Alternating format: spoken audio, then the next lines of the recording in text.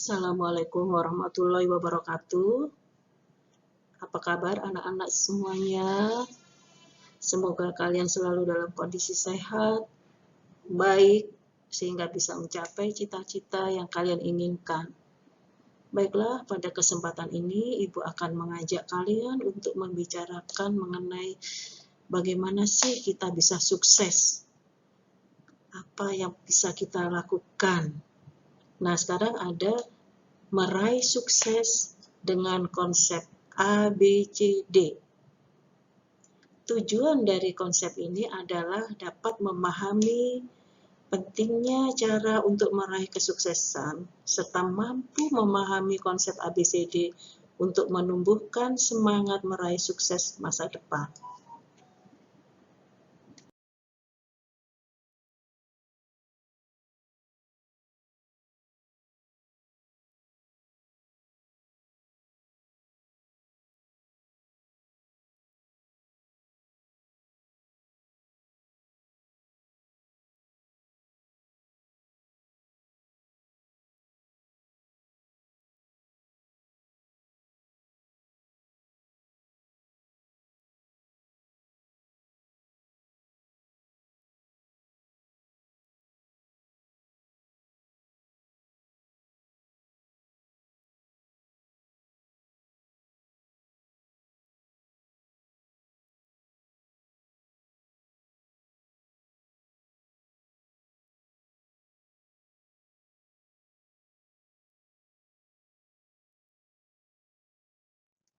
Sebelum kita mulai belajar, kita lihat dulu ada ice breaking, biar kalian semangat. Coba gambar apakah yang Anda ketahui di tampilan ini? Bisakah Anda menemukan gambar orang di tampilan ini? Nah, sekarang kita lihat bahwa di sini kita bisa lihat ada pohon dan burung, atau pekarangan dengan pohonnya, dan segala macamnya. Semua jawaban betul, tergantung persepsi kita masing-masing. Jadi ini ada sekedar untuk ice breaking, supaya kalian berpikir dan fokus. Pada dasarnya, semua orang memiliki masa depan yang diinginkan. Untuk mewujudkan sebuah keinginan, tidak hanya cukup memiliki rencana saja, tapi diperlukan perencanaan dan usaha yang maksimal.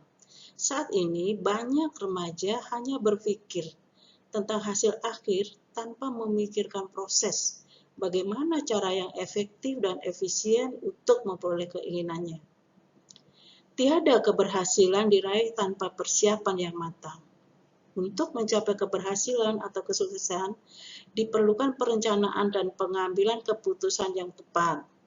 Setelah Anda pahami semua potensi, bakat, minat, kemampuan yang ada, baik dalam secara fisik maupun psikis, kelebihan dan kekurangan yang Anda miliki, maka Anda dapat membuat sebuah rencana yang matang.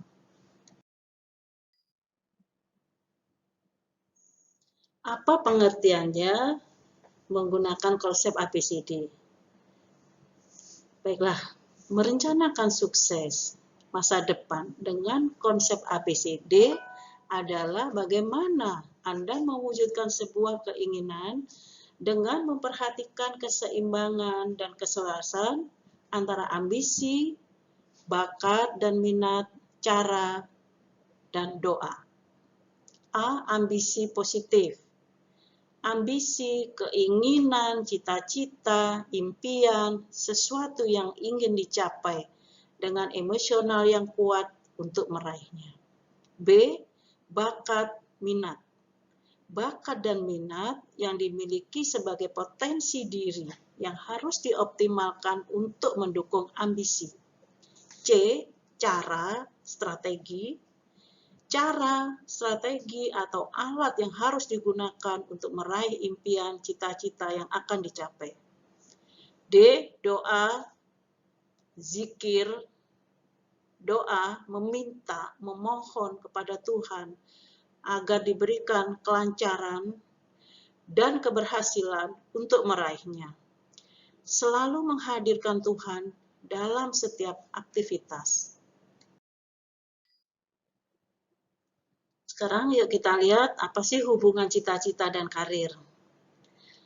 Dengan melihat cita-cita yang jelas, maka tentunya akan memiliki gambaran tentang karirnya. Tips membuat cita-cita atau impian yang baik. Cita-cita, impian, atau tujuan harus spesifik. Memiliki tolok ukur dan indikator yang jelas. Tujuan dapat diuraikan menjadi langkah-langkah yang jelas bentuk aktivitasnya.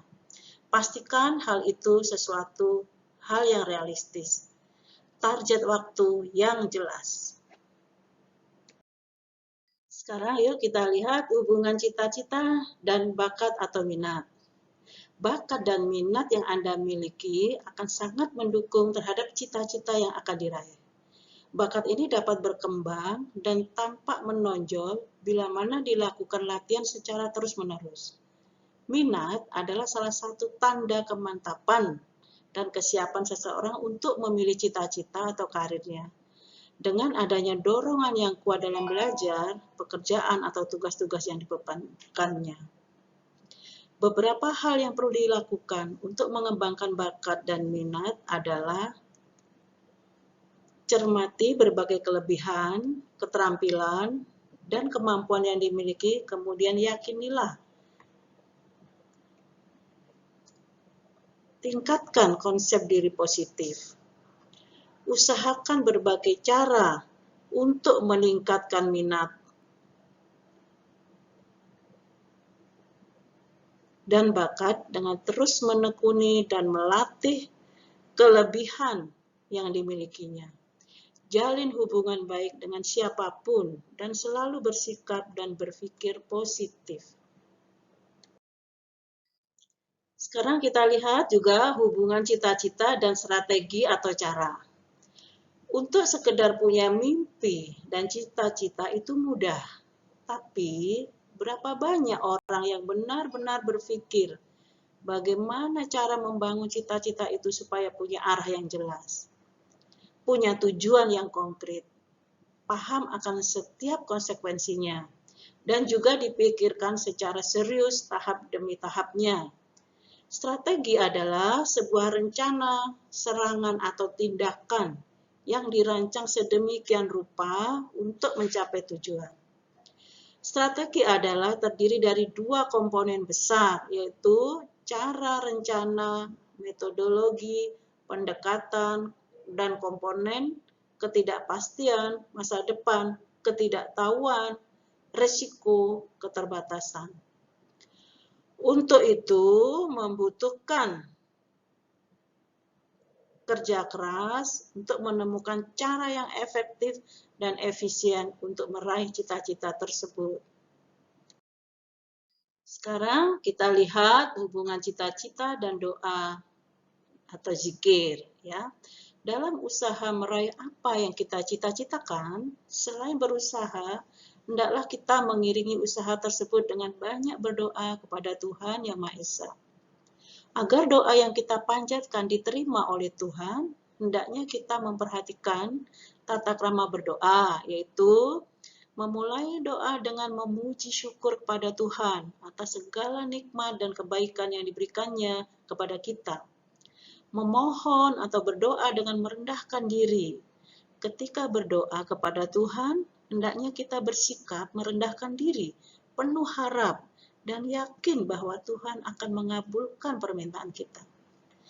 Memohon sesuatu yang baik dan masuk akal, misalnya berdoa agar diberi ilmu yang bermanfaat, kesehatan lahir dan batin, kemudahan dalam belajar, bekerja, dan sebagainya. Tidak memohon sesuatu yang tidak baik dan tidak masuk akal.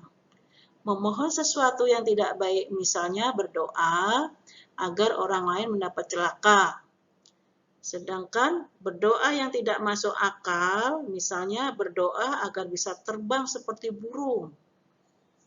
Yang terakhir adalah mengakhiri doa dengan memuji syukur kepada Tuhan Yang Maha Esa sebagaimana kita memulai doa.